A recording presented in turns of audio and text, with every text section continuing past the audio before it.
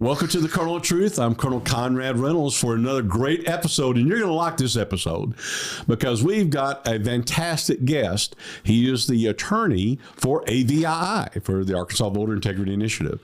He's got a wealth of knowledge, and let me tell you, his name is Clint Lancaster, and he has a law firm in Benton. He is a wonderful attorney. He and his wife have their own law firm. They're conservatives, and they have helped us in this endeavor to try to fix Arkansas elections. He has a tremendous background, worked with on President Trump's challenge up in Wisconsin. He's also known for his greatest, not the greatest, but one of the big things is that he's one of the few attorneys that's actually sued Hunter Biden and won. And I'll let him talk a little bit about what that was all about when we get started. But it is a great privilege and honor to have you on our show, Clint. Thank you for coming on. Well, thank you for having me, Colonel. I appreciate it. As you know, I'm very passionate about these issues, and we share that in common. So I'm more than happy to come on and just tell people what's going on, what I know, and what we're up to. Well, whenever, these type of things really require a brilliant attorney, someone who understands the law, but also someone who can articulate it and make sure that, how do I say this? You can't be the nicest guy in the room.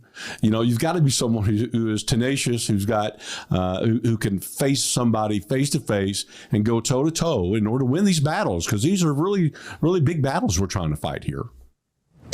I agree. It is a big battle, and it just seems to me that in the election integrity world, there are just three types. There you've got wolves, you've got sheeps, and you've got sheepdogs. And a lot of people don't like such stark, bright line, divisions. Well, surely there can be some more than just that, but not in the election integrity world. And it's the same thing's true about elections. You have winners, you have losers. You don't have gray areas. And so in this situation, whether people either believe that the election components and the way elections are conducted are secure and they're safe and they're appropriate and nothing's wrong, or you have those who know that the election apparatus is deeply flawed and don't care or aren't willing to make the changes. And then you have people like me, you, Will Huff, AVII, who are out there making a difference, who are just, we're the ones that are saying, look, we're going to help you sheep, whether you want us to or not.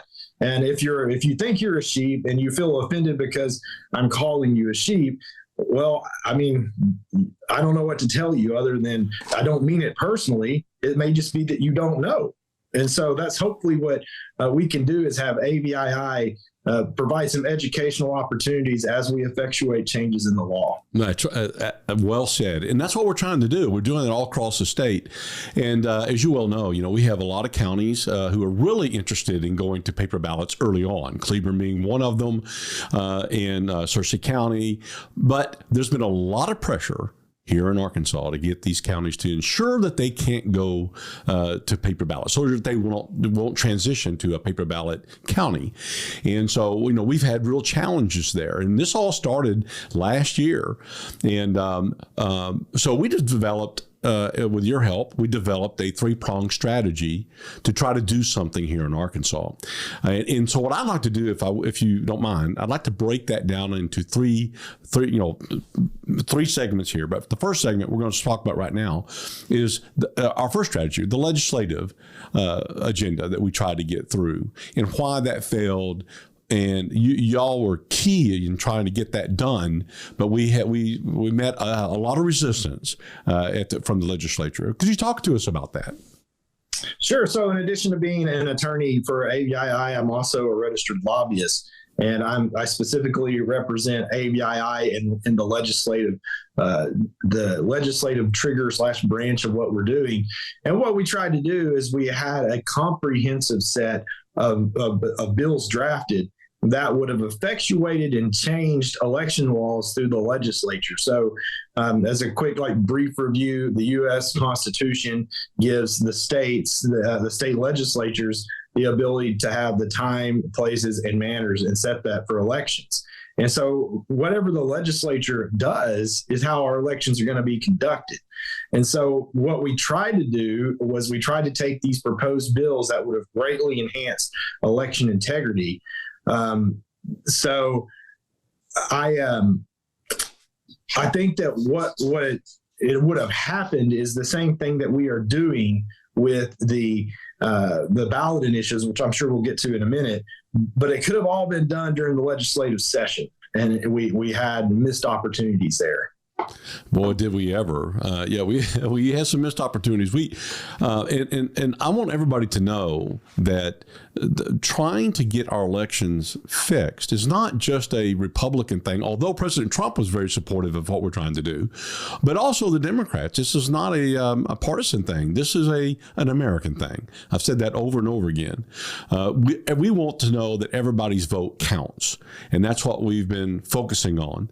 But I gotta give you I got to tell one story that people need to know this. We were at Mar-a-Lago and had a little round table with President Trump, and Clint was there, and President Trump called him a tough cookie. And when he heard some of the things that Clinton had done and the things that he had worked on, particularly against Hunter Biden, he said, "You're one tough cookie, man." And I agree with that. And that's why we have Clint, and that's why he and his law firm and his wife Jen are helping, because they're fighters, and that's what we've got to have. And so going back to the legislative agenda that we were trying to get through, we just couldn't get enough legislators interested enough to really listen to the facts. Would you agree with that? I would agree with that. And I think it was so complex. There were so many components about it. So one of the components that we were dealing with was this informal election integrity caucus that's up there. And they're well-meaning in a lot of ways, but they have different views about election integrity than I have, and my views are deeply shaped and formed by what I learned as an attorney for Trump, and then later an attorney for the Wisconsin Special Counsel, doing investigations that spread into not just Wisconsin but Michigan, Pennsylvania, and Georgia. So these people, number one, you have them saying, well, we don't see the danger that you see, and we don't appreciate that. That's number one. Number two, we're really married to the current system. Like, we don't want to change it. We want things to stay like they are. And I don't know for sure why they are so married to the system, but I think a lot of it has to do with, a lot of tax dollars have been spent on voting machines, number one. Number two, there's a lot of lobbying interest that it goes for those machine manufacturers that here in Arkansas, we're talking about ES&S losing millions of dollars, if not almost probably annually. I mean, I haven't crunched the numbers, but if it's not annually, it's at least every 2 years they lose at least $1 million just out of Arkansas alone. And so when you have some stakes like that, you have big players coming in to push it. One of the components that's out there, and we don't know who owns ES&S. That's a privately held company. So it's very likely that there are financial interests, even here in Arkansas, holding investments in that company they want that state money. I mean, if you know that the state's going to be spending millions of dollars on a company for their machines and their programming, it makes pretty good sense to invest in that company if you're able. And without a doubt, there are people here in Arkansas who have the ability and may very well be invested in that company to receive those tax dollars. And that is critical, what you just said. And I'd like for you to kind of repeat that again, because people need to understand that. What you're trying, let me try to paraphrase, and if I'm wrong, correct me. What you're trying to say is there may be people right here in Arkansas who are investing in ES&S, okay, in order to be able to maybe perhaps have some influence on the outcome. Is that right? Is that fair to say or not? Yeah, that's fair to say. I mean, and a good example is to look at these. I think recently there's been some public corruption crimes that have occurred throughout the state, where one in particular where state funding was going to like a Medicaid-based program somewhere. And it just so happened that Medicaid-based program was invested in by legislatures, the same people voting to send that money to that program. And while I'm not suggesting that there's that type of corruption here, what I am suggesting is this. ES&S is not owned by one person. It's not owned by one company. We're pretty confident it's a conglomeration of people who either own it or invest in it. And when you invest in it, when that company receives, let's say, $10 million from the state of Arkansas, those funds, they trickle down. they trickle down to the people who invested. That's the whole purpose of it. So when you see as an investor that you're about to lose millions of dollars, you put some money into fighting that to change it. And it's not so much a question of what's really best for elections. It's more of a question is what's really best for my bottom line as an investor. And those two things are very, very different. And by law, they're not authorized, nor well, I say authorized. By law, we're not allowed to know who invests because they're a private company. And when you ask, they simply say their bylaws there with their investment company, all right, with some McCarthy group, they don't have to reveal who their investors are, and they will not divulge who those people are. So we have a right to be very suspicious, I think, and I think everybody in Arkansas should be suspicious of a relationship that we have, particularly with a private company that's running our elections. I agree. There's a complete lack of transparency there, and that's very, very concerning. I mean, we should know, like, if Company A, an Arkansas-based company, which is also private, is investing into ES&S and then influencing the tax dollars being spent on ES&S, we should know that. We should have that transparency. But it's America, and they're not doing anything illegal that we know about. But it would be nice to know. We can't know. We can't know if we can't see, right? And so if I'm a billionaire and I want to make sure that my guy gets to be a senator or my guy gets to be a congressman, I can invest in ES&S and remain anonymous. No one will know that I'm investing in the company that is counting the votes.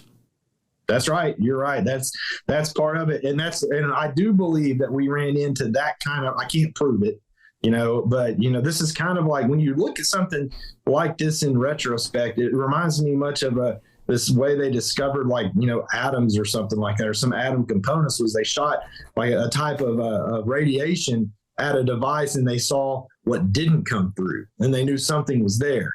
And that's kind of what it is in this situation. It's like, cracking chicken bones and throwing them on the ground and seeing what kind of image you see. But, we do know we have strong reason to believe that with the outcomes of the failed legislation that we tried to propose was the product of a lobbying campaign and an effort by the ES&S and other people.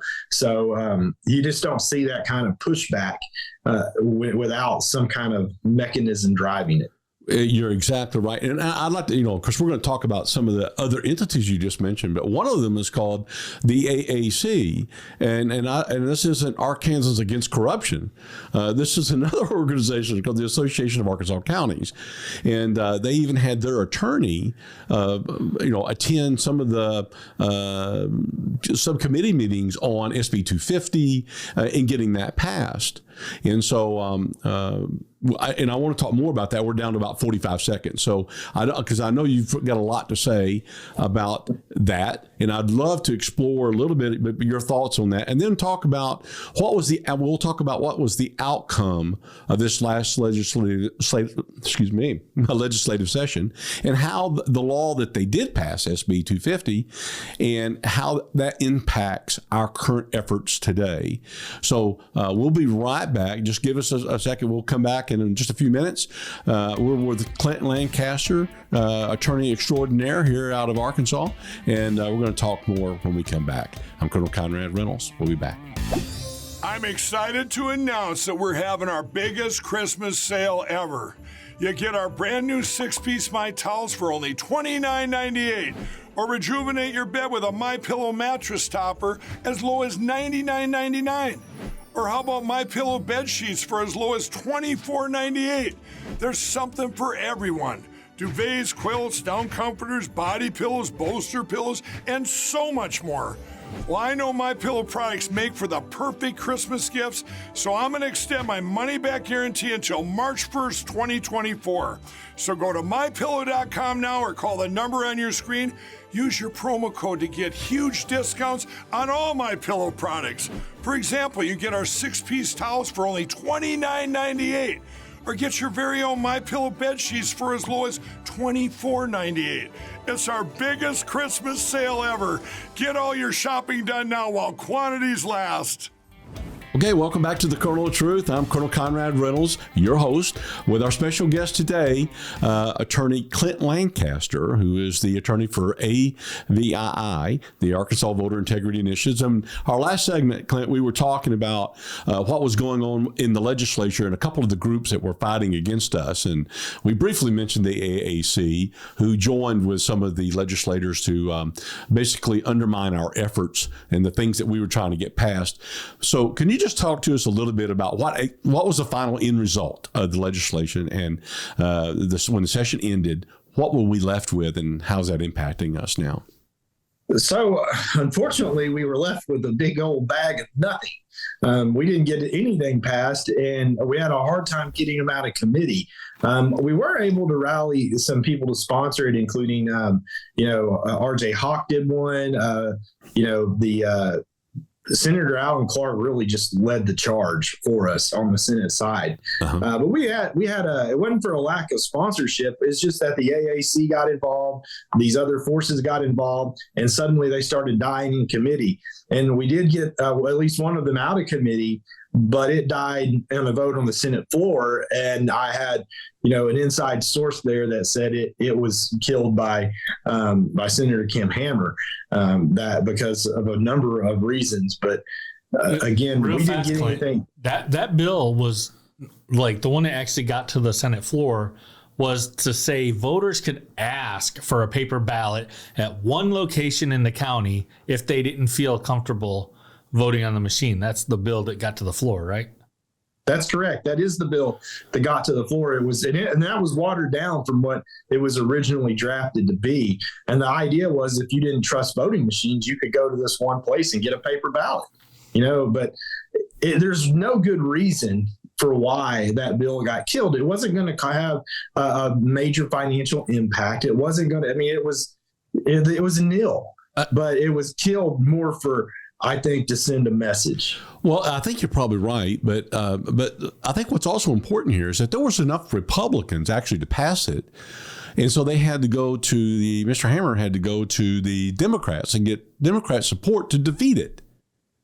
Yeah, and I think there was a lot of what we call whipping going on. In the middle of the session, there's a lot of things moving on party lines, right? And so, it was. It got killed, and but I like ABII and you are terrible losers. So we're back. That's right. We'll just keep coming back for more, don't we? But all right. So basically, we got nothing on our side, but they got something on their side passed. Tell us about that. Well, they got their SB 250 passed, which requires the use of tabulators. So no matter what kind of election you're running. Yeah, even if you've got a small school board election with 10 voters, you've got to pay ES&S or somebody to program the machines, run them through the BMD, and then run them through the tabulator. And you only have a certain amount of time. That's now mandatory. And that was a financial hit because some of these smaller counties don't need voting machines for elections where 7 people turn out to vote. Right, and they got to pay it's a big fee in order to have the programming done, in order to be able to have the machines ready to go for election day. And they also have to make sure they hire ES&S, and they don't have a choice to go to another machine because the Secretary of State gets to pick the machine that they have to vote on. That's right. So the counties don't have a right to go and try to get a cheaper model or try to get another bid. They have to use what the Secretary of State tells them to use, correct? That's correct. And, it's even a little bit more convoluted than that. So the ES&S their machines require you use a certain specific type of paper that ES&S has a patent on. So now, it's like we're talking about dipping this thing all the way in the oil, swirling it around and, pull it out and it's dripping money back to ES&S. And, it's a shame. I think that's a scam. It is a pain. You either have to pay ES&S to program your machines or someone else, but you still have to send it to ES&S for them to generally approve it. But yeah, that was clearly the effort of somebody wanting to make sure ES&S made some more money. Yeah, I agree with you. I want people, the listeners, to understand that in state law, and we discovered this last year, that any county could go via the corn court, could vote and be a paper ballot county, and that was true all the way till and Cleveland County was the first one to go in January of this year. They took advantage of that law and said, yeah, we want to be a paper ballot county. And immediately they started coming up with legislation to counter them. And that's what actually got passed. And I'd like for you to speak a little bit about SB 250, about what were some of the things that they did to restrict or try to make it harder for counties to go to paper ballot. Well, some of the things they did to restrict it to make it go harder for you to go to paper ballots was to mandate that you have to use these tabulators as a count. Right. You can't do you can do a hand count, but if you're going to do a hand count, you've got to run it through that tabulator, and you've got to have your results up at a certain amount of time. And so they just they made it so that even if you had a hand-marked paper ballot, it's got to be tabulated by the tabulator. And also, didn't they say you had to have, the initial bill was you had to have you only had 24 hours to have them fully hand counted. And the hand counting had to start immediately after the election night was over. And you had to start then and couldn't stop, no break until they were done. And you had 24 hours. Now, most of these smaller counties could do that, but your larger counties simply couldn't. It probably wouldn't be enough time. And they knew that. And they were also going to make the counties pay for their paper, take away some of the financial assistance that the Secretary of State gives these counties, correct? That's correct. All that is correct. It was very well thought out about how they needed to make the changes to make it to where it would disincentivize the counties from wanting to be a paper ballot county. But fortunately, the paper's not as expensive as they say. They're grossly misinformed about that. And there are a lot of ways to do it, and we're working on other things. And we have our litigation prong and our ballot initiatives that will undo a lot of that and make it to where we can have more secure elections. Yeah. In fact, we're going to talk about in the next segment when we come back. We've got about a minute and a half here, but we're going to come back and we're going to talk about the lawsuit, because that's really important. I think people need to understand what we're actually suing on and who we're suing and why, because I think most people really don't even understand, the genesis of that and what it is that we're trying to accomplish. Again, one of that would be the second prong of the three-pronged stool, or three-legged stool, right? That's the second leg. And so we're going to try to get into that in just a minute. But in fact, let's go and take our break now. So I'm Colonel Conrad Reynolds. This is the Colonel of Truth. We're here with our special guest, Clint Lancaster, and we'll be right back because we're going to talk about the lawsuit currently ongoing. We'll be right back. I'm excited to announce that we're having our biggest Christmas sale ever. You get our brand new 6-piece My Towels for only $29.98.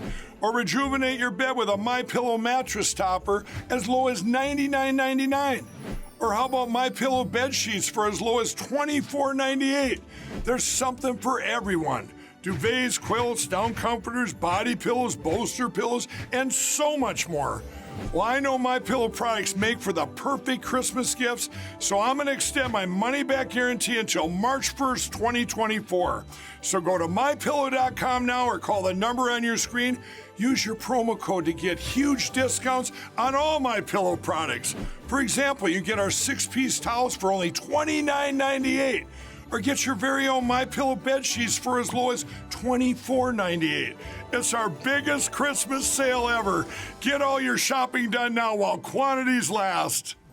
Welcome back to the Colonel of Truth. I'm Colonel Conrad Reynolds, and we're here with our special guest, Attorney Clint Lancaster, who represents AVII in a lawsuit currently ongoing in Arkansas. A very, very important lawsuit that every listener in this program needs to know about and needs to understand. So that's why we brought in the expert, the most knowledgeable guy about this, Clint Lancaster. Clint, explain to us a little bit about the lawsuit that you currently have going on with AVII against the Secretary of State.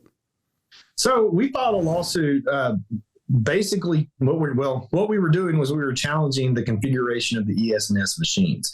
Arkansas law, our statute says that the voting machines selected and used in Arkansas must produce a ballot in which a voter can verify his or her votes in a private and independent manner, and also make changes if needed. And so what happens in Arkansas is the ballot is printed by the ballot marking device, and it's got the English selections at the bottom, who you voted for, and you can read those. And then above that are barcodes, and the barcodes are what the tabulator is actually counting. So what we are saying is there's no way for you to verify that your ballot is accurate because it's written in a language you cannot understand. And so that was the basis of the lawsuit that we had. We filed that, went to a hearing in the circuit court. We had some struggles with how Judge Fox conducted the hearing and how he decided to rule. We got an adverse order, but we've appealed that adverse order. And just this week, the Arkansas Supreme Court has granted a motion we filed to expedite it. So we are on expedited status now. And I was actually been working on the brief both Monday, Tuesday, Wednesday, and today, because we want to get it filed early.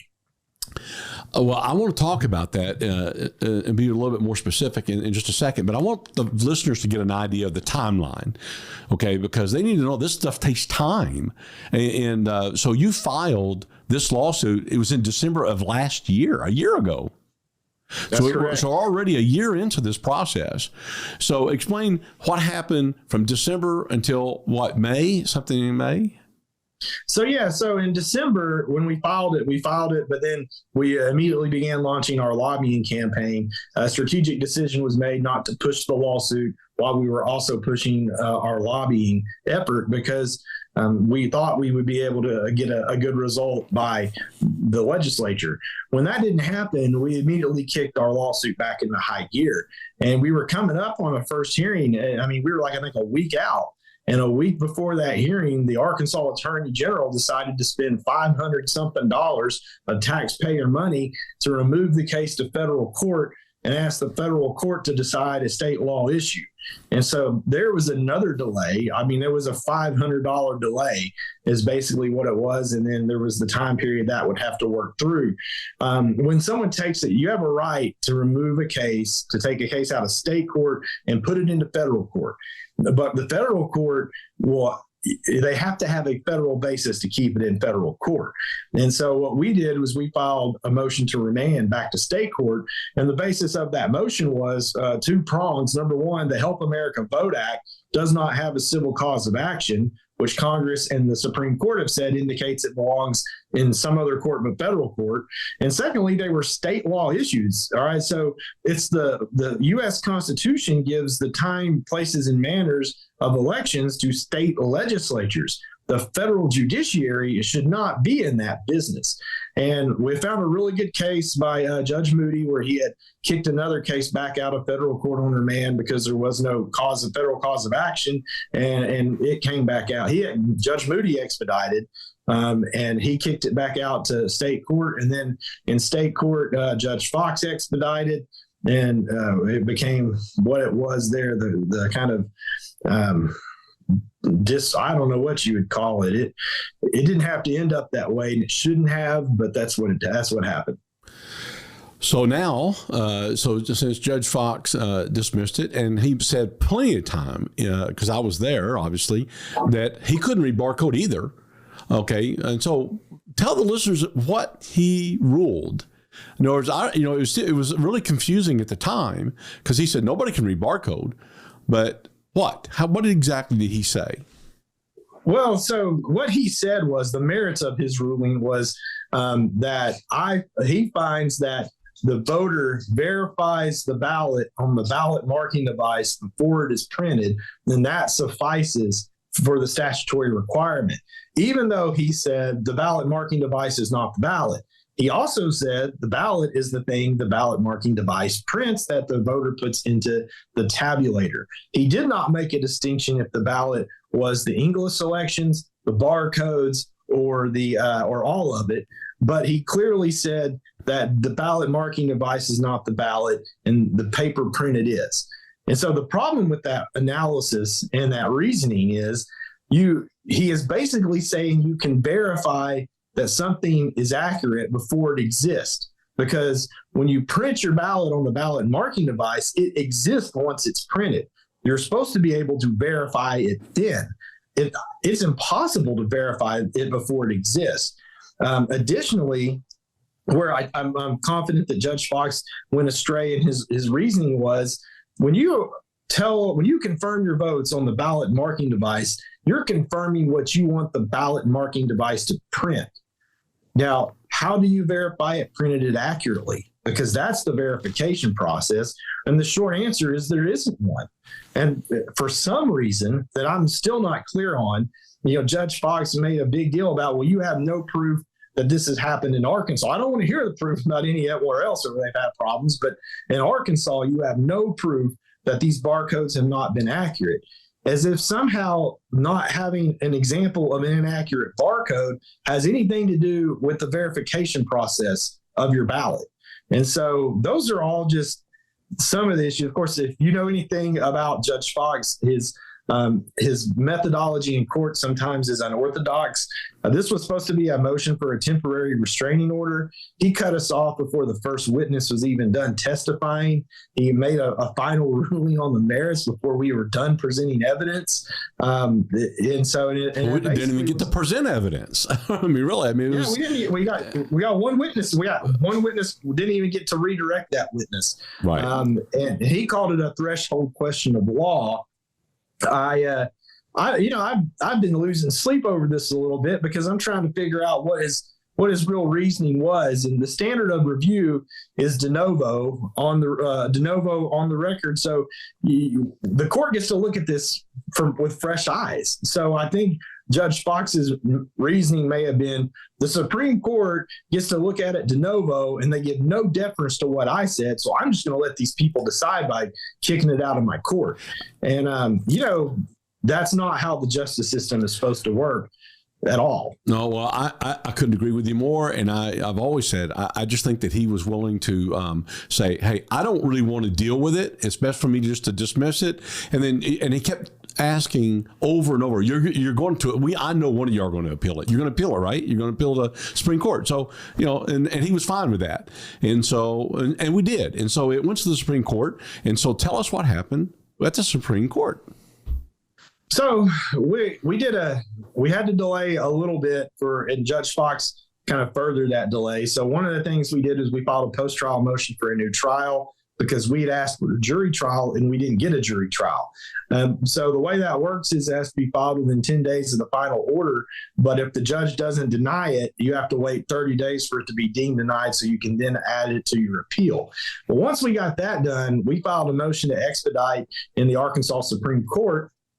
And the basis of that is what we learned out of the 2020 Wisconsin and election, not just Wisconsin, but everywhere, this doctrine of latches, where it says if you're going to challenge an election procedure, you have to do that well in advance of an election or you're going to lose, basically.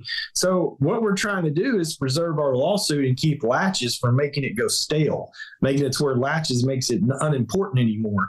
And so I call it litigation that moves at the speed of rights, because you have to have your foot on the gas on this stuff. Right. And the Supreme Court agreed. They agreed. They granted the motion. And so our brief is due by December 26th, but we're rocking right along with it. Okay. Well, great. Well, I'll tell you what we're going to do. We're going to take another break. We're going to come back. I want to talk about real quickly. I don't know if you knew anything about the case, the election in Pennsylvania they had about a month ago, and what happened to the ES&S machines there.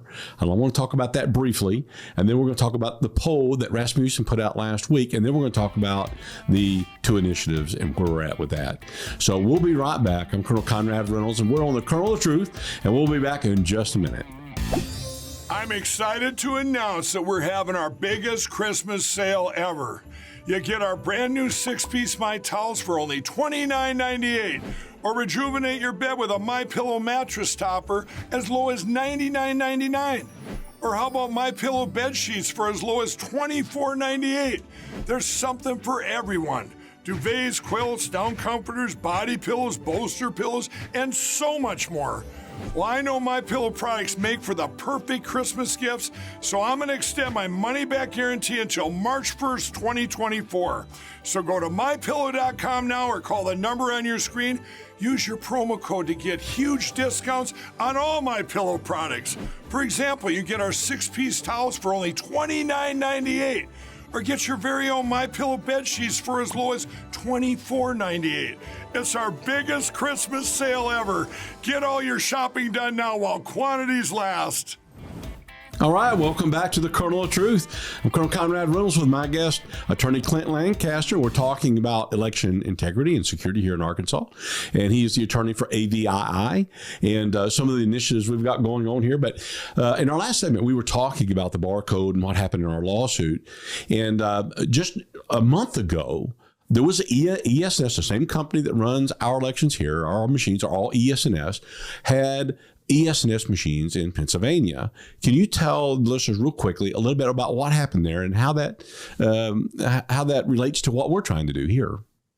Sure. So there in Pennsylvania, it was a judicial race, and there was some sort of programming error, and voters were noticing that though they had voted for candidate A, it was printing candidate B's name. They couldn't tell because of the barcode that if it was really candidate A or a misprint. And so they first said, if you want to vote for candidate A, you need to vote for candidate B so that it will put candidate A on there. Then it's like, no, wait, sorry, a little bit later, we were wrong about that. Even though it says candidate B, it's really candidate A in the barcode. And so voters didn't know who they were voting for, how they were supposed to vote. And that wasn't even discovered until after the election had been ongoing for a little bit. So all those voters who had already voted, that if you had 600 people cast a ballot and they may have pushed the wrong candidate, you can't find those 600 ballots. I mean, you can't say this out of these 600 ballots, that one's mine, I want to redo. So those people just kind of got the bad end of the shaft. And that's not the only time that ESNS has had a programming issue. There was a New Jersey case where there was a programming issue and it was flipping votes. Or not counting votes. And they ended up having to throw that entire race out over a programming issue. And that whole programming problem is fixed and solved if a voter can verify his vote in a private and independent manner before sticking it in the tabulator. Well, and that is the whole basis of the lawsuit, is that you can't verify a barcode. And what happened in Pennsylvania, they couldn't verify the barcode, and therefore look what happened. And that is the really and truly, I think you're right. That is their whole house of cards, that the barcode and the name under it is verifiable is ridiculous. It's not, because the machine cannot read the name. It can't read text. It has to read a barcode, which nobody that I know can read. I can read a barcode, and I know you can't. And even the director of elections here in Arkansas says she couldn't. And so that, I think that should be enough. But unfortunately, Judge Fox didn't feel that way. Well, here's what I will do, Colonel. I will draft a deed for your property, but I'll make the legal description be in some old Latin that nobody reads anymore. But just trust me, the description will be right. There you go. And that's what people don't understand. We've got two languages on one ballot. It's what we have. That's right. And the one language we can read, but that's not counted. It's the language we can't read. And that's why this system has to go. I want to touch real briefly on the poll that came out in Rasmussen. I want your thoughts on that. And then we'll talk about the two initiatives that we've got ongoing. Well, the poll indicates that a majority of Americans are in favor of change. They're in favor of changing the elections that are the way they're conducted to the way that we proposed with the legislature that was ignored by the legislature and rejected by the legislature. They still want those changes, and they're passionate about them. And so we have found other ways to go about effectuating that does not involve the legislature, and it will give the people the voice, the same people who are expressing these great poll numbers about wanting paper ballots and more secure elections. Those same people will have the opportunity to decide for themselves. So let's talk about that. Let's talk about the two initiatives that AVI has ongoing. So, yeah, we have two ballot initiatives. One goes to paper ballots that are counted by hand and preserves our current way of conducting elections by selecting just one candidate or one issue on a ballot. Really straightforward, nothing magical about it. High security paper ballot that that's what we wanted initially, and that's what this initiative will do.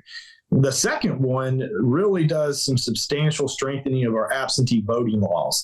Arkansas has a provision which allows for a legalized form of ballot harvesting.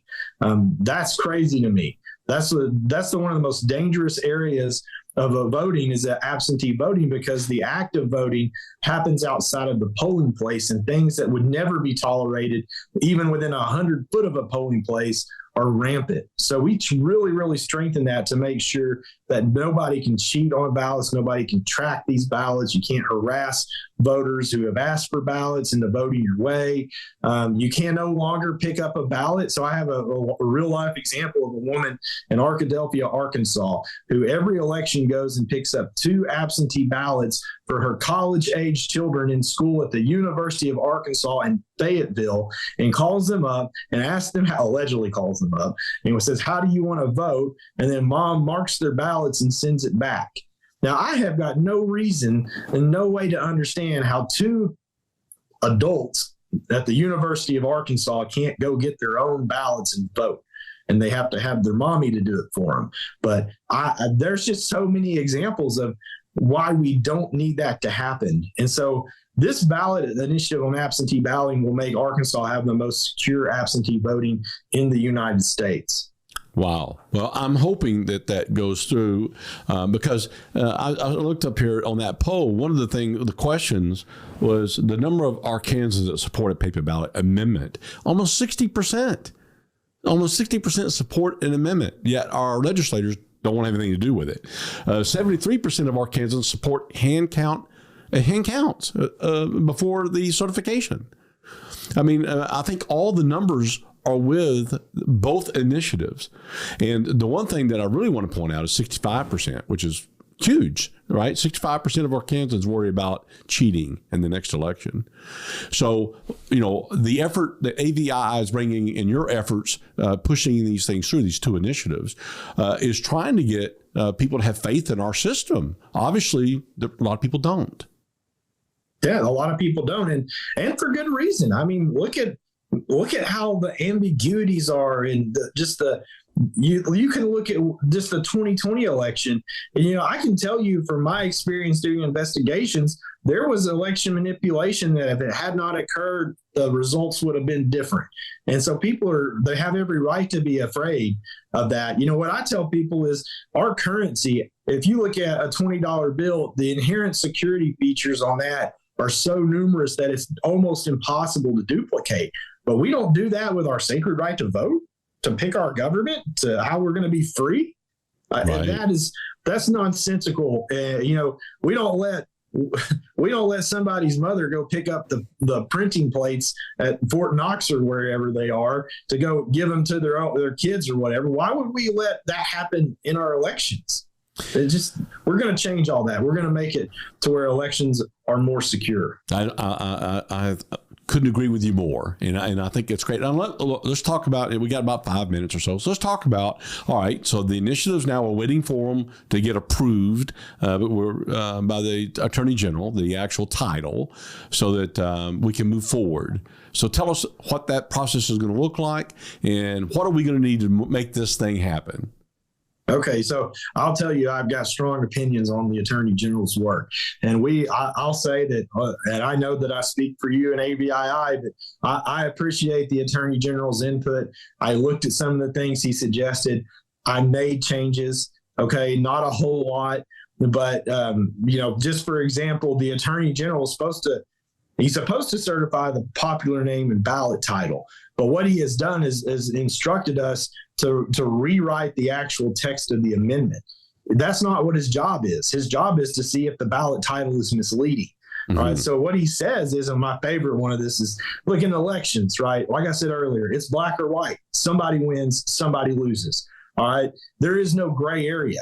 And right. So the same thing is true about ballot titles. It is either misleading or it is not misleading. But what the Attorney General says is, I can't tell if it's misleading. Well, if you can't tell if it's misleading, guess what? It's not misleading. Okay. Right. Or you would say, hey, it's misleading. Instead, he says, I can't tell if it's misleading. And so therefore I have to reject it. That makes no sense in the real world out there. That logic doesn't work anywhere in the real world. So what we're going to do is there's the Constitution. Article 5 says that the Secretary of State passes on the ballot title and the popular name. He's the person that makes the decision about whether it complies and should be on the ballot, right? And not the Attorney General. And in fact, there's a case out of the Arkansas Supreme Court where they have said we are not interested in the Attorney General's acceptance or rejection of ballot titles and popular names. That doesn't get you into our court. It's the Secretary of State. Mm-hmm. And so what we're going to do is we're going to make our final edits to our ballot initiatives. We're going to submit them to the State Board of Election commissioners, which has no choice but to send it to the Secretary of State. And then we're going to let the Secretary of State make a determination about whether to accept it or reject it. And so if he rejects it, we have what they call original jurisdiction in the Arkansas Supreme Court. And I'm going to invoke that. I'm going to file it in the Supreme Court and ask them to take it up.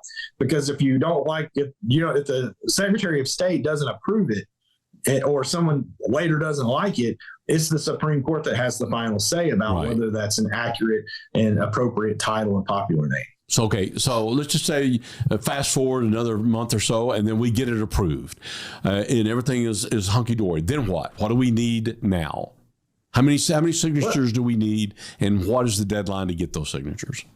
Yes, so there is the deadline, I believe, is 4 months before the election. I have to go, we're really, really good on time because, it's like 11 months to the election. So, the thing is, the legislature, they literally said in their session that we want to make amending the Constitution more difficult.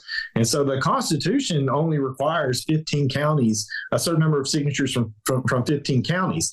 The legislature said, we're going to make that to be 50 counties, not 15, but 50. Well, and then they also did this law where the Attorney General has to approve the language. And so what the legislature has said is you people can change the government only if we who are in the government say you can change the government, and when you use the words we choose. And even then, we're going to make you go get signatures from a substantial more number of counties than what was the Constitution has. So really what they've done is create some artificial barriers to being able to exercise a constitutional right. And so, I am not one to let that kind of constitutional issue go unchallenged. So there are some things in the works for that as well. That's why you're the attorney for AVII. That's right.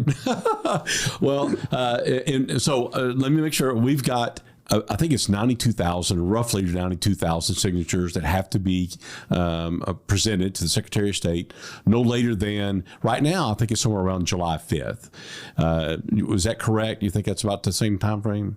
That sounds right, yes. So there's a lot of work to be done, and there's going to be a lot of workers that need to be hired and people to get signatures. So we're going to be looking for that. And I want you to come back on the show after we get the ballot titles approved, and I'm sure that's going to happen. Hopefully that'll happen sooner than later, like in early January or mid-January. And if we're able to make that happen, we're going to move forward. And then will you come back on the program and tell us about what we got to do from that step on once that's done? Absolutely. And I think that would be a great time to really look at the text and, talk about the meat and bones that are there and why they're important. I would love to come back and share that information. Great. Well, then we'll plan on doing that. We're going to bring you back on, and we'll go through each of those two initiatives so that all of our listeners are fully informed about what we're trying to do and why they need to go sign immediately and get all their family and friends. Listen, Clint, thank you so much for coming on our show, and I look forward to talking to you next month when all this is done. I'm Colonel Conrad Reynolds, and this is Colonel Truth, and we thank our guest, Attorney Clint Lancaster, and we will have another show for you next week. Thank you. Give this video a thumbs up, if you will. Like and subscribe to our channel. Very important for us to spread this message to everybody, and I can't do it without your help. This is the Colonel of Truth, and I'm Colonel Conrad Reynolds, and thank you for joining us.